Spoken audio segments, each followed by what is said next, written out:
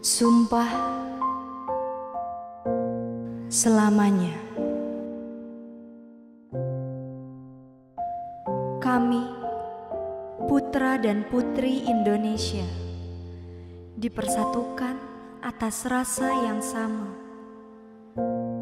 Dua tidak berarti buruk, apalagi tak terhingga. Jika materi adalah rujukan, angka 1 tak akan pernah cukup.